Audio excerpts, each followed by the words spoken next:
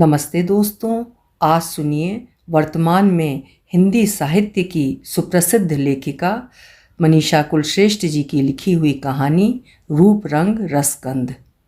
मुझे पूरा विश्वास है कि कहानी आपको पसंद आएगी। तो प्रस्तुत है कहानी रूप रंग रसगंध।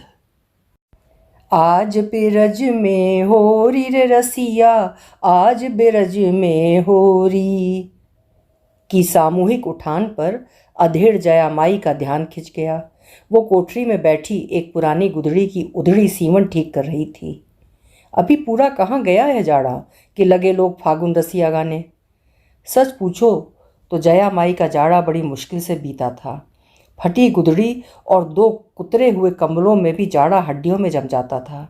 ऐसा जाड़ा पहले कभी न पड़ा कि एक साथ 3 कोठरियाँ खाली हो गईं, पर फिर भी बड़े बड़े घरों, विशाल मंदिरों के आहतों के पीछे गली के अंतिम मोड़ पर ठिठकी सी खड़ी उजाड़ तुलसी बाड़ी की इस धुएं से काली, अंधेरी, बिना खिड़की वाली 7 कोठरियों में भी जाने कब और कैसे फागुन आने का एहसास भर गया था। मौसम बदलने की खुनकी हवा के साथ चुपके से सेंध मारकर घुसाई थी। जाड़े के साथ जो मृत्यु गंध कोठरियों में जा बसी थी, फागुन की हवा से कुछ हल्की होने लगी थी। जया माई के दिल में हुक सी उठी। जया माई की खास सहेली कमला जिज्जी अपनी जर्जर देह छोड़ गईं। अब फिर किसी कोठरी से उनका चिर परिचित ठहाका नहीं सुनाई देगा। 80 की उम्र में भी अश्लील भद्दे दुअर्थी मजाक उनसे नहीं छूटे थे। क्यों री जया, नहीं दिया ना कंबल उस सेठ ने? कैसे देता तुझ बुढ़ी को? सामने ही छाती खोलकर दूध पिलाती जवान भिखारिनों को फिर क्या देता? घनेरे जाड़े में कभी कभी भाव विभोर होकर या फिर सर्दी से ध्यान हटाने को देर रात तक वैष्णवी गीत गाती थीं। नींद ना आवे सारी रात, करवट ले लई सेज टटोलूं, पिया नाही मोरे साथ। क्या बिगड़ जाता इस संसार का अगर वो भी चली जाती जाने वालों के साथ? इस जाड़े ने उसी को क्यों बख्श दिया? उसकी उम्र की बड़ी बूढ़ियां सब स्वर्ग से धार गईं। खाली कोठरियां तमाम जवान, अधेड़, बूढ़ी, जात कुजात की भिखारिनों से भर गईं। अब भले घरों की परित्यक्ता बंगाली विधवाएं कहाँ वृंदावन आती हैं? अब तो हारी दुखियारी बाल बच्चे वाली भिखारिनें, काम चोट्टियाँ यहाँ वहाँ से रहने की जगह खाने के लालच में चली आती हैं। अब किसे देखना है इस बार भी ये रीता रीता फागुन? न जाने क्या क्या सोचते सोचते जया माई ने सुई उंगली में चुभा ली। चश्मा कब का धुंधला पड़ गया। एक कान की कमानी टूटे तो साल हो गया। मोटा डोरा बांध कर कान में फंसा के रखती है। हाय, मनो खून बह गए कहकर एक बूंद पतले रक्त से भीगी जर्जर पतली उंगली मुंह में दाब ली।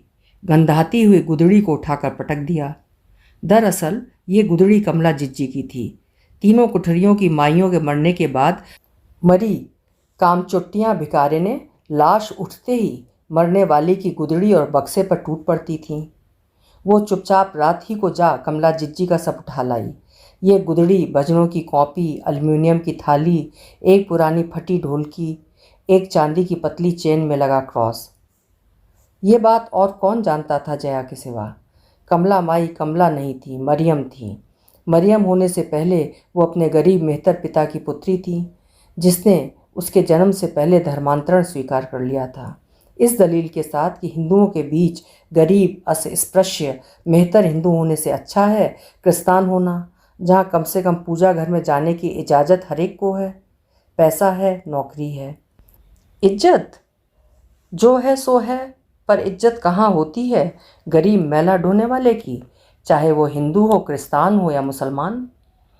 परिस्थिति की मारी मरियम एक सस्ती किस्म की सड़क छाप वेश्या थी। कलकत्ता में अधेड़ावस्था में एक ट्रक वाले के साथ यहाँ चली आई। बाल मुड़ाकर स्वयं को कमला नाम देकर माइयों में शामिल हो गई। खाने रहने का ठौर बन गया। उसकी आवाज़ बहुत मोहक थी, बल्कि एक समय में भजन गाने वालियों में उसे सबसे ज़्यादा पारिश्रमिक मिलता था। भजन उसे चुटकियों में याद हो जाते। समय बीतते बीतते वो खुद तुकबंदियाँ करने लगी, बंगाली मिश्रित ब्रज भाषा में। बस उन्हीं कमला जिज्जी की गुदड़ी नल के नीचे डाल धो सुखाकर सिलकर जया माई अपने लिए तैयार कर रही थी। बाकी सब स्मृति चिन्हों की तरह सहेज लिया। आखिरकार वही तो उसकी एकमात्र सगी संबंधी थी। कहने को कोई रिश्ता न था, पर उनके जाने के बाद जया अकेली हो गई, अनाथ हो गई। जया माई की आंख छलछला गई। शाम ढलने लगी थी। जया माई ने माचिस टटोल कर ढिबरी जला ली। कमरा मटमैले, फीके, हताशा भरे ऐसे उजास से भर गया जिसके होने से अंधेरा ज़्यादा भला लगता। कमरा क्या था, एक काल कोठरी, पर जया माई का आसरा, जिंदगी भर की पूंजी, जिसमें उसका छोटा सा संसार बसा था। कोने में अनाज का मटका। मंदिर में सेवा के बदले जो अनाज मिलता वही वो उसमें भर देती। मक्की, जौ, बाजरा, गेहूँ, चना सब एक ही में घालमेल, जिसमें कंकरों का अनुपात भी बराबर से था। चावल कब से नहीं मिला था। सुजान सेठ के जाने के बाद से भात कब चखा उसने। रूखा बाजरा या मक्का या ज्वारी हाथ आता कभी तो। सब मिलवा कर पिसवा लाती। दूसरे कोने में अंगीठी, कुछ बर्तन, कपड़े के नाम पर 2 फटी मटमैली सफ़ेद धोतियाँ अलगनी पर टंगी। जब से विधवा हुई इकहरी धोती पहनी, बिना ब्लाउज की। कमला जिज्जी टोकती थी, ये इकहरी धोती ही जंजाल है। ये बांध तोड़कर उफनता जोबन कैसे छिपा लेगी रीतू इसमें। एक कुर्ती सिला ले, तेरे ऊपर से ये टकला भी जचता है। कौन कहेगा तू 40 की है। हाँ, ऐसा ही तो कुछ हिसाब लगाया था। 10 बरस की थी जब शादी हुई, 13 पर गौना हुआ, 15 लगते लगते विधवा हो गई। 5 साल ससुराल में जस तस काटे, आधे पेट, सास की लाते, ससुर की गालियाँ खाते और रात को देवर जेठ का आए दिन का वही घिनौना आग्रह सुनते सुनते। मायके में कौन धरा था, माँ खुद भाई के आसरे। एक दिन घने कलेश के बाद हाथ का शाखा पोला बेचकर एक बुढ़िया विधवा के साथ वो वृंदावन चली आई। यहाँ आकर सबसे पहले घने कमर तक लहराते बाल गोविंद जी के नाम कर दिए। तब कोठरियों की मारामारी कम थी। तुलसी बाड़ी एक मारवाड़ी सेठ ने बनवाई थी। ब्राह्मणी और उम्र से कम होने के नाते वो सेठ के वृंदावन आगमन पर खाना पकाया करती थी, सो कोठरी उसके नाम हो गई। तब तुलसी बाड़ी की छटा निराली थी। आगे सेठ की कोठी थी, संगमरमर की जगर मगर करती। पीछे ये अहाता जिसमें 7 कमरे, जिनमें भजन गाने वाली 15 उड़िया बंगला असमिया माइयाँ रहा करती थीं। एक उठरिया उसे भी मिल गई। तुलसी बाड़ी का सात्विक वातावरण था। सारी बंगाली विधवाएं ब्राह्मणियाँ थीं। सेठ के नाम से भजन किया करती थीं। उन्हें सेठ की तरफ से महीने का 25 रुपया और भात दाल मिलता था। जया को 50। वहीं की होकर रह गई जया माई। ये बात अलग है कि सुजानमल सेठ के मरते ही कोठी बिक गई। महीने का पैसा दाल भात बंद हुआ। कुठरिया खाली करने की नौबत आई, लेकिन भला हो सेठानी का। विधवा ब्राह्मणियों के श्राप के डर से धमका उसने बेटे को मना लिया, तुलसी बाड़ी भजन आश्रम के ट्रस्ट के नाम करने पर। जया माई को भजन वजन गाना नहीं आता था, ना उसे भाता। वहाँ जाकर ऊँगते रहो, रें रें बेसुरा सा झूठा सच्चा भजन गाते रहो। वो ठहरी जन्म की मजदूरनी। उसने गोविंद देव जी के मंदिर में अनाज साफ करने का काम पकड़ लिया, जिसके 12 आने रोज़ मिलते, कुछ अनाज मिल जाता। ऐसा क्यों होता है कि कोई हवा में घुली गंध, किसी गीत की स्वर लहरियाँ, कोई मौसम तुम्हें पीछे, कोई कहीं सुदूर अतीत में लौटा लिए जाता है।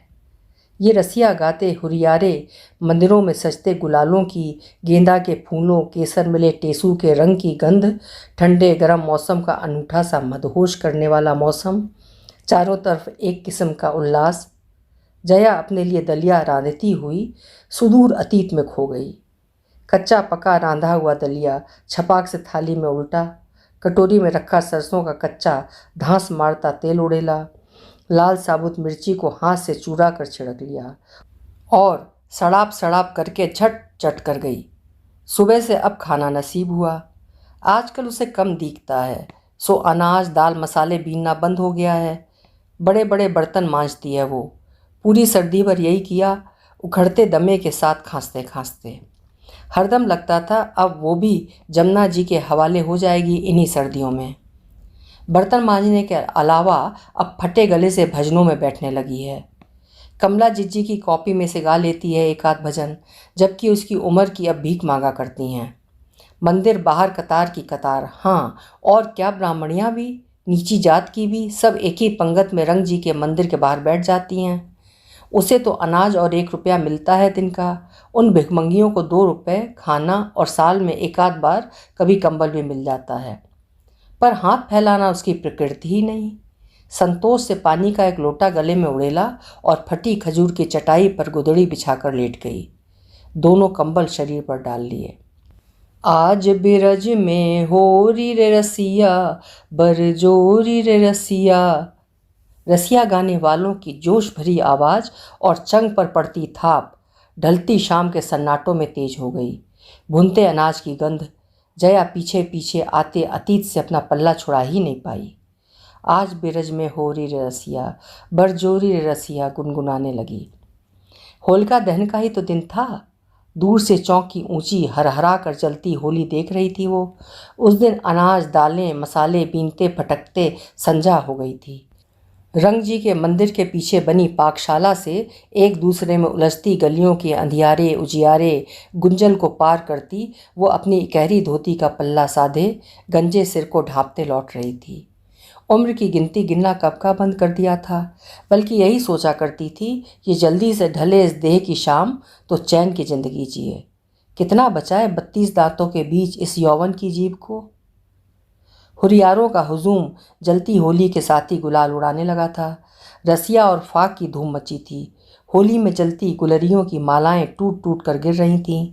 बच्चों की बनाई गोबर की गुलरियां चंदा सूरज लाल लाल हो वैसे ही आकार में राख में बदल रहे थे। डोरियां जलकर खाक।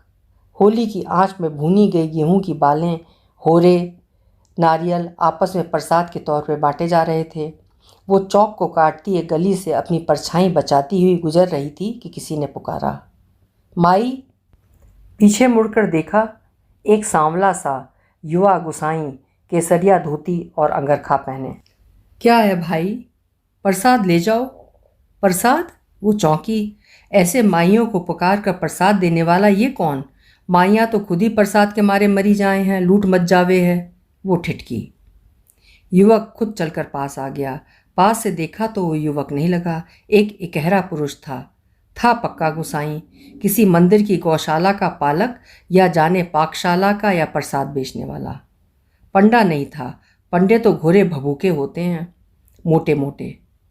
ये तो सांवला मुच्छड़ दाढ़ी भी चोरों की सी उगा रखी थी, आंखों में गांजे की ललाई, आग से धधके सांवले गालों पर केसरिया गुलाल रचा था। एक पल को डर गई। उसने ये डर पढ़ लिया। डरो मत माई, होली का प्रसाद, भुनी गेहूं की बालियां, चने और भुने नारियल के टुकड़े के साथ खोए की बर्फी। उस दिन भी पाकशाला से भूखी लौट रही थी वो। सोमवार था, उपवास का दिन।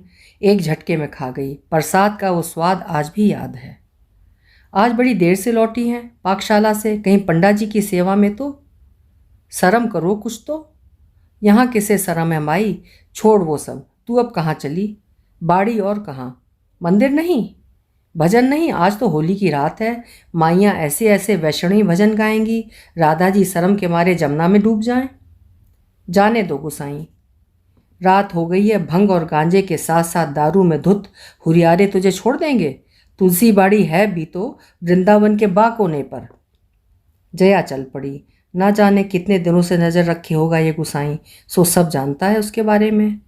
उसके पीछे पीछे वो कुछ गुनगुनाता चल पड़ा। जहाँ एक डर था वहीं उसके पीछे चलने से ढाढ़स बंधा हुआ था। मस्त ढब उन्मत्त चाल से वो चला आ रहा था, गेहूं की कच्ची बाल हवा में लहराते। उसे तुलसी बाड़ी पर छोड़ते ही वो बाहर से बाहर न जाने कहाँ लोप हो गया। कृष्ण भक्ति में लीन जया को लगा कि कहीं ये वही नट नागर बहुरूपिया शाम तो नहीं था। उस रात वो सो ही नहीं सकी। जन्म सफल हो गया। साक्षात कान्हा दर्शन ही नहीं दिए, बाड़ी तक छोड़ के गए।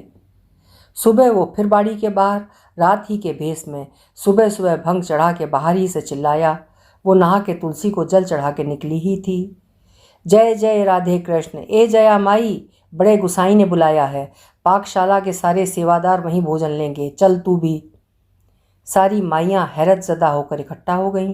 फिर एक आध बुढ़िया हिम्मत करके बोली, हमें भी ले चलो गुसाई जी। तुम कौन सी सेवादार हो, वहाँ खाली पाकशाला के सेवादारों का भोजन है। बहुत मरी जा रही हो तो जाओ, मथुरा बाके बिहारी जी के मंदिर के बाहर एक मारवाड़ी सेठ ने पंगत बैठाई है। जया बाहर आ गई। चंदन का टीका माथे पे लगा, तुलसी की नई कंठी, धुली धोती पहन। तू तो झकाझक है, हुरियारे रंग डाल देंगे। हम विधवा पे जो रंग डाले उसे कुंभी पाक नरक मिले। ये वृंदावन की रीत नहीं है। न जाने क्यों गुसाई जया के शब्दों की दृढ़ता पर ठिठक गया। युवक गुसाई ने पूरी पत्तल पकवानों से भर दी थी जया की। फिर गहरी निगाह से देखा। जा माई ऐश कर। जया ने उस निगाह को उपेक्षित कर पत्तल थैले में रख ली थी। गलियां पार करती करती रंग जी के मंदिर आई। वो गुसाई फिर पीछे पीछे। रंग जी के मंदिर की तरफ जाती गलियों में टेसू का रंग केसरिया गंध से मिलकर नालियों में बिखरा था। लगता था हुरियारों की टोली अभी यहाँ से गुजर कर गई है। पूरा वृंदावन केसरिया हो रहा था, पर पंक्ति की पंक्ति विधवाओं की उल्लास के उन रंगों से अछूती बचती बचाती सहमी सी गुजर रही थी। जया को विरक्ति सी हो रही थी इन गलियों में बहते उल्लास से। आज उसे जरा सा साथ चलकर खो गया अपना हमसफ़र बेतहाशा याद आ रहा था। सांवला शर्मीला, जिसके पहले चुंबन की क्षीण स्मृति से वो आज भी विभोर हो जाती है। कैसे गौने के बाद के पहले बसंतोत्सव घर के पिछवाड़े ले जाकर पलाश के फूलों की माला उसके गले में डाल दी थी। पहला अनाड़ी चुम्बन लिया था और फिर दोनों खिलखिलाकर हंसे थे। माई, फिर उस युवा गुसाई की आवाज़ ने उसे चौंकाया। वो करीब ही आ गया। कब तक बचेगी इस रंग से देख। उसकी धोती की किनार पूरी मटमैले पीले रंग से रंग गई थी। वो गुनगुना रहा था, रंग लियो मैं आज जो बना तेरे रंग में फगुना। गुसाई काहे पीछे पड़े हैं, बेइज्जती करवाएंगे अपनी भी हमारी भी। अच्छा इधर आ, कुछ दिखाऊं, कहकर वो लगभग खींचकर गली से होकर एक पुराने जर्जर मंदिर के पिछवाड़े ले गया, मैदान पार कर कर, जहाँ दो बरगद के लिपटे हुए पेड़ थे जिनकी जड़ें आपस में मिलकर एक बेंच सी बना रखी थीं। बैठ यहाँ, यहाँ कोई नहीं रंग डालेगा, पत्तल निकालो और खाना खा ले। उसकी आंखों में भंग का नशा था, आत्मीयता थी, मगर वासना उसे ढूंढे नहीं मिली। वो यंत्रवत सी खाने बैठ गई। मुझे नहीं देगी? लो ना, मैंने सोचा हम ब्राह्मणी है ना तू, तेरे हाथ का खाने से तो स्वर्ग मिलेगा। ढिठाई से हंसकर उसने पत्तल से बालूशाही उठा ली। उसका मन कर रहा था कि उससे पूछे कि उसकी खोज खबर रखने वाला तू है कौन। वो पूछती या ना पूछती, वो स्वयं शुरू हो गया। माई, हमसे डरना तो मती, हम कोई बदमाश नाए हैं, हम तो गोस्वामी भी नहीं हैं। हमारी माँ तुम्हारे जैसी ही एक माई थी, गरीब बाल विधवा बामणी बंगालन। खास बड़े पंडा जी के साले ने उनसे ज़बरदस्ती की। हमें क्या पता, हमें तो बड़े गुसाई जी ने कही। हमारी माँ हमें गौशाला के घूरे पे पटक के जमुना में कूद गई। तब से हमें बड़े गुसाई जी ने गोद पाला। तुझे देखा था ना, लगा ऐसी ही होगी हमारी अम्मा भी, खूबसूरत मेहनती, कहकर उस बावरे की भंग से कपाल पर चढ़ी आंखें भर आई थीं। उसी पल उस बावरे से मोह हो गया था जया को। नाम का है तुम्हारा? क्या करोगी जान के? नाए मत बताओ। अच्छा सुनो, वैसे तो सब बेनू गुसाई कह के बुलावे हैं, पर गुसाई जी जो रखे हैं वो नाम बेनू माधव है। बेनू माधव? तुम्हारी मुरली कहाँ है और राधा? कहकर हंस पड़ी जया माई। हंसते ही ठोड़ी में गड्ढा पड़ा। बेनू गुसाई के लिए जमुना का भंवर बन गया वो गड्ढा। ये रही ना, कहकर भर गुलाल कपोल पे रगड़ दी गुसाई ने। अरे रे रे, कहते जया पहले क्रोध से चीखी, फिर फूट फूट के रोने लगी। उसका गोरा रंग लाल पड़ गया। कही थी ना हमने, अब भोगना कुंभी पाक नरक का कष्ट। राण को रंग लगा के क्या कर लिया गुसाई? हम सब जान गए कि तुम्हें किसकी चाह है। हम ना माने या राण रणवे की बात। जे का बात भई, विधवा होना कोई पाप है का? रंग तो भगवान के दिए हैं। जया माई, जे तो सोचना मती कि पंडा पुजारियों की तरह हमें भी दिन में रांड की बस जाती जात और रात में गाथी गात दिखे है। हमें जो खींच कर लाया वो कछु और ही है। तुम्हारी पवित्रता और निर्दोष जीवन। रहन दो भाषण अपना। ए माई, हम जितना मान दे रहे उतना तुम गुर्रा रही हो, पंडा जी के आगे घिघियाती हो। कितना बचोगी तुम उनसे? इससे अच्छा है किसी भले आदमी का हाथ पकड़ लो। यूँ देखो तो हम भी का बुरे हैं। जाओ गुसाई जाओ, हम पे तरस मत ही खाओ तो अच्छा है। अपनी उम्र देखो, प्रेम नहीं देखता उम्र जात और रीत। जया उस पर हंसकर लौट आई थी। उसी फगुनाए मौसम की देन थी। कमला जिज्जी, यूं पूछो तो उस मौसम की देन ही देन थी। सौभाग्य दुर्भाग्य सबका सब, सबको तटस्थता से अपना लिया। किससे शिकायत करती, किसको सफाई देती। उसे पता था उसका ये सलोना शरीर किसी की आंख की किरकिरी जरूर बनेगा, चाहे बाल मूड़ कर रखे, इकलाई की धोती में ढांप ढूंप के रखे, आधे मुख पर चंदन पोत के रखे। उसकी देह के कटाव जमुना जी के कटते कगारों से भी ज़्यादा फिसलन भरे हैं। होली के अगले ही दिन गोवर्धन पूजा के बाद मंदिर के अनाजों से भरे कुठार के बाहर भरी दोपहरिया में मुख से पसीना पोंछते ही उसकी धोती सरक आई थी। उसने झट लपेट ली। 3 माइयाँ अभी साथ ही में गेहूं बिनवा रही थीं। पाकशाला का झूठा बासी भोजन बटोरने का लालच उन्हें पिछवाड़े कूड़ेदान पर ले गया, घूरे पर। बस उससे यही तो नहीं होता, न कभी हुआ। झूठी पत्तलें चाटती विधवा ब्राह्मणियाँ उसे धरा का अभिशाप लगतीं। ऐसी भी क्या चटोरी जबान, आकर चटकार थीं। हाय क्या खस्ता कचौड़ियाँ थीं, श्रीखंड में जाने क्या खुशबू पड़ी थी। आह, देख मुंह क्या महक रहा है। वो दाल भात से ही संतुष्ट थी, पर काश उस दिन चली ही जाती उनके साथ, उस जूठन से बचकर ये जूठन। बड़ी गर्मी है ना माई, ले इस अंगोछे से पोंछ ले तू। तू जब आंचल उठाती है छाती से तो देखकर यहाँ क्या हो जाता है। गंदा सा इशारा कहकर सहसा प्रसाद गृह के पंडा राम बिलास चौबे प्रकट हो गए, मंदिर के अनाज के बड़े कुठार से लगे इस दालान में। उसका हाथ पकड़कर खींचने लगे। वो चीखी जरूर। दूसरा पहर था, सन्नाटा मंदिर में, दर्शन के कपाट कपके बंद, कोई भक्त भी गलियों में नहीं। उस पर मुख पर भारी हाथ जकड़ा हुआ था। छटपटाई। उसकी क्षीण काया एक धक्के 2 थप्पड़ों में नीचे गिर गई। उसे घसीट कर चौबे जी प्रसाद गृह के एक सुनसान कमरे में ले जाने लगे। चैती माई, नहीं आएंगी तेरी माइयाँ, सबकी सब पठा दी मैंने पत्तलें देकर। एक भारी भरकम शरीर के नीचे जया लगभग अचेत। बस चला ही नहीं, चौबे जी उठकर धोती बांध रहे थे। जया माई लांछित आहत फट आई धोती सहज ही रही थी कि सामने गौशाला की छत से दालान में झांकती जलती आंखों से बेनू माधव उसी को देख रहा था। हाँ, क्या सोचता होगा कि उसका कहा सच हो गया। वो पंडाओं के आगे घियाती है और उसके निर्दोष प्रेम के आगे अपने पवित्र वैधव्य की दुहाई देती रही। वो उसे फिर कभी समझा ही नहीं पाई। फिर भी उसी दिन तुरत फुरत पहुंची थी बरगद वाले अहाते में, जहां बेनू गुसाई की दोपहरें कटती थीं। उसने दूर से ही गुस्से से वापस चले जाने का इशारा कर दिया। नहीं सुना कुछ भी। फिर वो भी खींच गई। किस बात की सफाई दे वो, और किसे? कौन है ये युवक उसका? लौटने को थी उसकी टूटी लांछन से भरी आकृति, तभी उसने हाँक लगाई।